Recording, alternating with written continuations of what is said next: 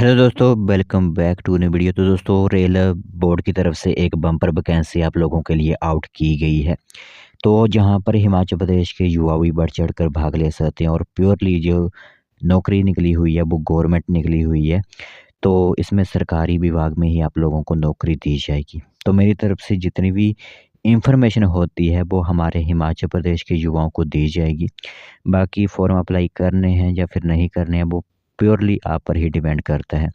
तो जो भी युवा यहाँ पर बिजली बोर्ड वगैरह की भर्ती का इंतज़ार कर रहे हैं बट भर्ती आउट नहीं हो रही है, तो वो सभी लोग यहाँ पर अप्लाई कर सकते हैं। इसमें आपको जो वैकेंसी है वो लोको पायलट की देखने को मिलती है। यहाँ पर आप देख सकते हो लोको पायलट का काम क्या है। यहाँ पर जो इमेज दिख रही है, जो तस्वीर आपको दिख रही है, यह काम होता है लोको पायलट का। जो भी रेल को चलाना होता है, ट्रेन को चलाना होता है, यह काम होता है लोको पायलट का। तो इसको एएलपी के नाम से भी जाना जाता है। तो इसके लिए आपके लिए क्या क्वालिफ़िकेशंस होनी चाहिए, जो कि काफ़ी मिनिमम क्वालिफ़िकेशन मैं कहता हूँ कि हर एक युवा ने जो है वो 12th के बाद इसे किया होता है। तो चलिए फिर बिना वक़्त ज़ाया किए हुए जो इन्फॉर्मेशन आई हुई है और ख़ासकर यह इन्फॉर्मेशन आप ही लोगों के लिए है और कोई भी इसे अप्लाई नहीं कर सकता। अगर इस तरह की क्वालिफ़िकेशन आपके पास है तो सिर्फ़ आप ही लोग इसके लिए एलिजिबल होंगे।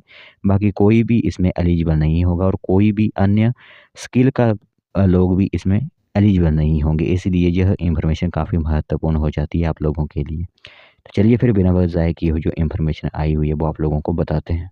तो दोस्तों, देख सकते हो इन्फॉर्मेशन आप सभी लोगों की मोबाइल स्क्रीन पर इस टाइम दिख रही होगी। तो 27 पेजों की यह एक बड़ी एडवर्टाइजमेंट जारी की गई है। तो government of India, ministry of railways, railway recruitment board की तरफ से यह एक एम्प्लॉयमेंट नोटिस आप लोगों के लिए जारी किया गया है। तो जो हमारा रीजन आता है हिमाचल वाला, ठीक है? जो हमारा हिमाचल वाला रीजन आता है वो चंडीगढ़ में जाएगा, ठीक है? वो चंडीगढ़ जो है वो उसके लिए एक हेडक्वार्टर के तौर पर आप मान सकते हो रखा गया है। तो जो भी हमारे हिमाचल प्रदेश के युवा हैं वो चंडीगढ़ रीजन के अंदर ही अप्लाई करेंगे। इसी के साथ जो रिक्रूटमेंट है वो असिस्टेंट लोको पायलट की है। इस तरह का काम आपको लोगों को करना होता है, जो यहाँ पर तस्वीर आप लोगों को दिख रही है। तो सबसे पहले यहाँ पर जो ऑनलाइन आपके फॉर्म अप्लाई होने की लिंक थी वो 20 जनवरी 2024 से स्टार्ट हो चुके हैं आपके फॉर्म भरना और आप लोग 19 फरवरी 2024 तक कभी भी अपने फॉर्म जो होते हैं वो अप्लाई करवा सकते हैं। इसमें आपको लेवल 2 की जो है वो यहाँ पर पे लेवल दी जाती है 7th सीपीसी की 19,900 रुपये से लेकर आपको यहाँ पर सैलरी स्टार्ट हो जाती है। तो 18 से 30 वर्ष के जो युवा हैं वो इसमें अप्लाई कर सकते हैं, यानी एज जो है 18 से 30 वर्ष रखी गई है। टोटल वैकेंसीज़ जो हैं वो रखी गई हैं 5,696, लगभग 5700 वैकेंसीज़ होंगी ऑल इंडिया के लिए। यह ध्यान रखना होगा, ऑल इंडिया के लिए जो होंगी 5700 वैकेंसीज़ होंगी, बट रेलवे ज़ोन जो डिवाइड किए गए हैं उनके लिए भी अलग से वैकेंसी रखी गई है। जैसे कि हमारा चंडीगढ़ ज़ोन है तो वहाँ पर भी वैकेंसीज़ अलग से डिवाइडेशन जो है वो की होगी। तो आपको जो फाइट करनी होगी वो ऑल इंडिया के लोगों से नहीं बल्कि अपने चंडीगढ़ वगैरह से ही जो है वो फाइट करनी होगी। उन्हीं के लिए यहाँ पर पोस्ट निकाली गई है। तो इसके लिए जो मेन यहाँ पर इन्फॉर्मेशन है वो मैं आप लोगों को बता देता हूँ साथ ही साथ।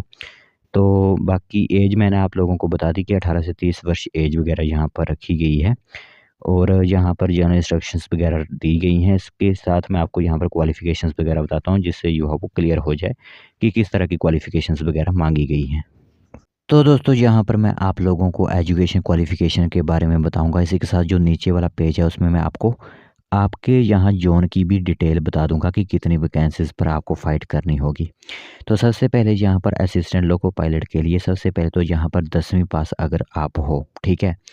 10th अगर आपने क्लियर कर ली है, पढ़े हुए हो आप 10th और 10th के बाद आपने आईटीआई कर ली है, चाहे वो 12th के बाद चाहे वो 10th के बाद आईटीआई अगर आपने की हुई है किन-किन ट्रेड्स में, तो वो ध्यान दीजिएगा आप सभी। एनसीवीटी या एससीवीटी से होती है आपकी आईटीआई। तो इसमें अगर आपने fitter, electrician, instrument mechanic, millwright maintenance mechanic जिसमें रेडियो एंड टीवी वगैरह आते हैं, बाकी साथ ही साथ इलेक्ट्रॉनिक्स मैकेनिक और mechanic motor vehicle, wireman, tractor mechanic, armature and coil winder mechanic, heat engine turner, machinist, refrigeration and air conditioning mechanic में अगर आपने आईटीआई की हुई है तो आप अप्लाई कर सकते हो। और इसी के साथ अगर मैट्रिकुलेशन आपने की हुई है या फिर एसएसएलसी प्लस कोर्स कंप्लीट किया हुआ है आप लोगों ने, अप्रेंटिसशिप का जो होता है ट्रेड्स का, जो अबव आप लोगों को बताए हुए हैं, तभी भी आप अप्लाई कर सकते हो। साथ ही साथ अगर आपके पास मैट्रिकुलेशन है और 3 साल का डिप्लोमा है आपका एसएसएलसी में, तभी भी आप अप्लाई कर सकते हो। तो यह 3 से 4 तरह की यहाँ पर एजुकेशन क्वालिफ़िकेशंस दी गई हैं, तो इनमें से अगर आपने एक भी की हुई है, तो आप इसमें अप्लाई कर सकते हो। अब बताता हूँ मैं आपको कि हमारा जो रीजन है जो हमारा रीजन है चंडीगढ़ वाला, उसमें कितनी वैकेंसीज़ जो है वो फ़िल अप की जाएँगी, जिसके अंदर यहाँ पर हमारा हिमाचल भी आएगा, ठीक है? तो हमारा चंडीगढ़ नॉर्थ रीजन जो आता है, इसके अंदर अनरिज़र्व्ड की 42 वैकेंसीज़ होंगी, शेड्यूल कास्ट की 2 वैकेंसीज़ होंगी, शेड्यूल ट्राइब की 4 वैकेंसीज़, ओबीसी की 12, ईडब्ल्यूएस की 6 और टोटल मिलाकर यहाँ पर 66 वैकेंसीज़ जो है वो चंडीगढ़ के अंदर हो जाती हैं और एक्स सर्विसमैन की भी 6 वैकेंसीज़ होंगी। तो यह चंडीगढ़ ज़ोन जो है वो हमारा आता है, इसी के अंदर जो है वो हमें अप्लाई करना होता है, ठीक है? बाकी हिमाचल वालों को भी जो है चंडीगढ़ ज़ोन के अंदर ही अप्लाई करना होता है, तो आप लोग जो है चंडीगढ़ ज़ोन वाले में अप्लाई कर सकते हो। तो दोस्तों मैंने एजुकेशन डिटेल वगैरह और वैकेंसी के बारे में आप लोगों को बता दिया। अब महत्वपूर्ण यह होता है किसी भी एडवर्टाइज़मेंट को बताने का कि उसकी एग्ज़ामिनेशन फ़ीस कितनी ली जा रही है और आप लोगों को शॉर्टलिस्ट जो होता है वो कितने चरणों में किया जाएगा, यानी कितने बार आपको यहाँ पर एग्ज़ाम देने होंगे, मेडिकल देने होंगे, वो किस तरह के होंगे। तो सबसे पहले एग्ज़ामिनेशन फ़ीस की बात करते हैं, तो जो एग्ज़ामिनेशन फ़ीस रखी गई है, वो जो होगी वो 500 रुपया जो होगी, वो सभी कैंडिडेट्स के लिए एग्ज़ामिनेशन फ़ीस रखी गई है, जो जनरल कैटेगरी और मतलब जनरल कैटेगरी से बिलॉन्ग करते हैं, ठीक है? उनके लिए 500 रुपीज़ जो है वो फ़ीस रखी गई है। फिर यहाँ पर जो एससी, एसटी या फिर एक्स सर्विसमैन या फिर फीमेल, ट्रांसजेंडर या फिर इकोनॉमिकल बैकवर्ड क्लास या आपके आ जाते हैं ईडब्ल्यूएस वगैरह, ठीक है? तो उनके लिए 250 रुपीज़ यहाँ पर फ़ीस जो है वो रखी गई है।